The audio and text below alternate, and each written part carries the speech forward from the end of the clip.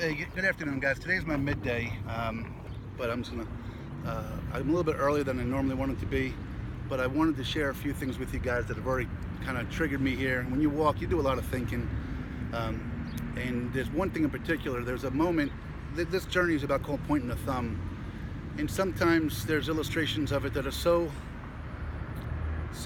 smack in your face that it's amazing to think that something could have gone on the way it did. Had someone just pointed the thumb, would have been so much different. I want to share that story with you from last night. But before I do that, a few things. So a lot of folks, especially a lot of people have joined on recently. I've gotten some news coverage and some folks have joined on through Facebook, which I greatly appreciate.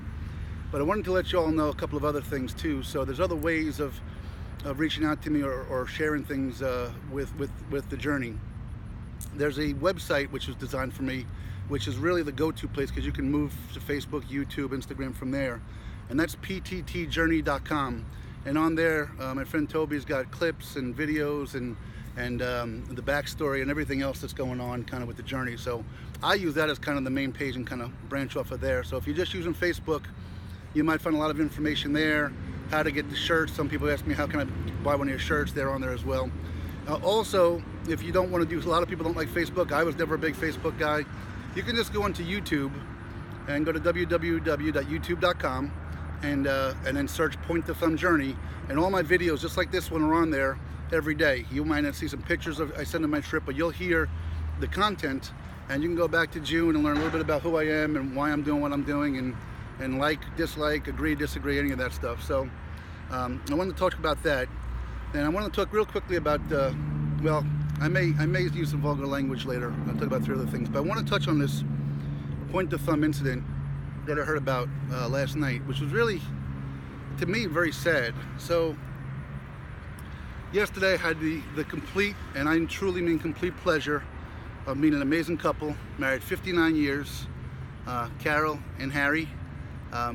Just terrific people, and honest and humorous and fair, and didn't, they weren't Pollyannish that everything has been easy, and they had a business together, and they became a success together, and they still are 59 years and counting. So I love them for that. But Carol shared something with me that I just kind of shook my head at and said, gosh, if only people had applied the point the thumb mantra, it never would have happened. So the story kind of goes like this. Carol and Harry had their own construction business, and within the construction business they hired their daughter. They might have hired both daughters, but I'm talking about one daughter in particular. And as the story goes, in order to be fair to everybody and have respect to the employees, Carol and Harry had to treat their daughters just like they treated any other employee. And I think that's something we would all strive to do, even though as hard as it would be. And along the way, Carol was the president of the company, and she had hired a general manager because you can only do so much. You get spread in every different direction. Harry kind of ran the on-site of the construction. And at some point in time, their daughter, who was an employee, had an issue of coming in late repeatedly. And their rationale was, well, I stay late, but that doesn't fly. If everybody starts at a certain time, got to be at a certain time. So I believe both Carol and the GM had conversations with this daughter, and eventually it got to the point where they ended up terminating her employment. So a lot of you are probably shaking your head and saying, well, not shaking your head, but nodding up and down and saying, well, that's what you would treat any employee. But here's where it gets silly. Their daughter lives within 4 miles of Harry and Carol's home, and they have children. Because of this incident, the grandkids and the daughter didn't speak to Harry or Carol for almost a 5-year period. Now imagine living out here kind of it's not the city, it's only 1 or 2 main roads in and out of town. And imagine living 4 miles from your daughter, your grandchildren, and you can't even reach out and see them. And to me that's not only tragic, it's kind of absurd, because who pays for that, right? Did that grandson deserve not to have his grandmother and grandfather in his life because of something that was done? And here's my point. If you look at the reason for termination, if the daughter pointed the thumb at herself and said, hey, you know what, The fact is, they told me to be on time, and I was repeatedly late. They warned me. I continued to be late, and I got terminated. She could still be mad. She could still feel kind of blindsided.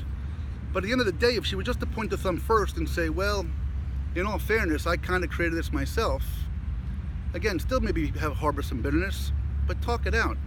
Don't have the grandkids and the grandparents have a separation because of something like this. And it just struck me that it took 5 years for them to reconcile. And I'm sure they're all great people, so I'm not trying to trash anybody, but I'm simply saying, you know, here's a perfect example that divided a family for 5, and this family didn't live 8 states away. This family lived 4 miles apart. So imagine as a parent, if your grandkids or a grandparent, or your children or grandkids are 4 miles away, and you can't even reach out to talk to them, how painful that might be. And I'm not saying it's over something silly. You know, a job termination is a serious situation. I understand that. But it wasn't just a random, hey, we don't like you anymore kind of thing, right? There was cause. And if the person that created the cause could have pointed the thumb at themselves and say, what did I do to contribute to this? It might have lessened, it might have de-escalated the feelings, the emotion. And maybe the grandkids and grandparents would have been suffering with a separation of 5 years. So there's just another example of how this thing goes here. A couple things today that triggered different things in me real quickly. So 5 minutes into my journey today, I've talked about indifference before. 5 minutes into my journey today, I'm walking through Washington, PA, and I walk up down the sidewalk, which is a lot better than what I've been doing this week. And I'm on a sidewalk, and there's a woman, probably late 20s, early 30s, sitting on her right 3 feet away from me, smoking a cigarette. Walks by, looks up at me, and then I say good morning, and just looks completely the other way. And again, I just don't understand how angry or bitter and maybe that she's not angry or bitter, maybe she doesn't like strangers, I don't know. But I don't understand how our human element doesn't allow you to look at a fellow human and just acknowledge with a smile or a nod or a good morning or something. It was just strange to me. But conversely, another 5 minutes up the road, I've done a video on this. I see this bearded, long-haired fellow walking across the street to me. I think he had a backpack on too. And you could tell he wanted to engage me in conversation. There was no fear. We started talking, and I met Rudy. And Rudy did the journey I'm on about 20-something years ago. And we were talking about, you know, some of my concerns about the desert and what he did and how we did that.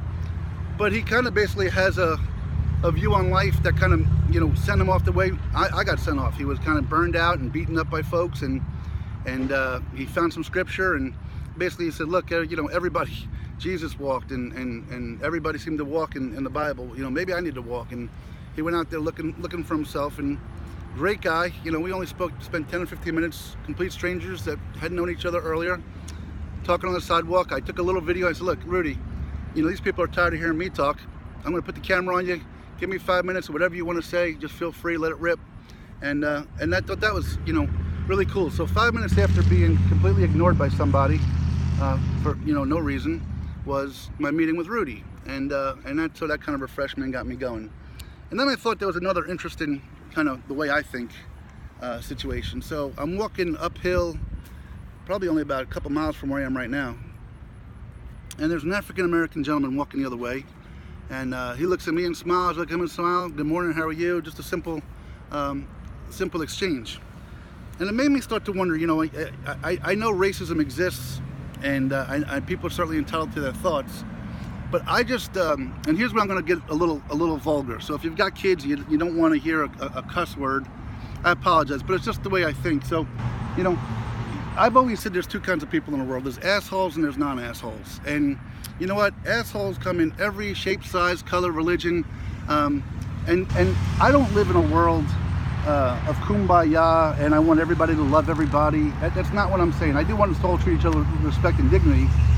But I'm all for somebody not liking somebody.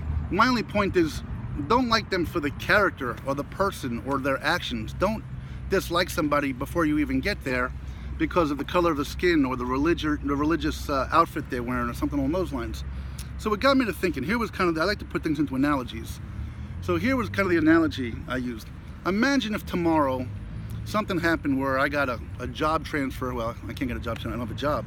But anyway, but let's say I got dipped into an African nation where 95% of the people were African, okay? Would I not survive? Would I shrivel up and shrink up, or would you shrivel up and shrink up because you didn't know how to function with these people simply by the color of their skin? And obviously the answer is no. You would find a way to survive and talk, and what you'd find is that there are a lot of good people, some bad people, and that's the only kind of, you know, in our society right now here in America, where we're, I don't know what the percentages are, but maybe we're 60-70%, you know, white, and 25% black, and 5% Hispanic. I don't know what the numbers are, but my point is, you know, there are plenty of assholes out there, but there are Hispanic assholes and black assholes and white assholes and a whole lot of every religion and a whole bit.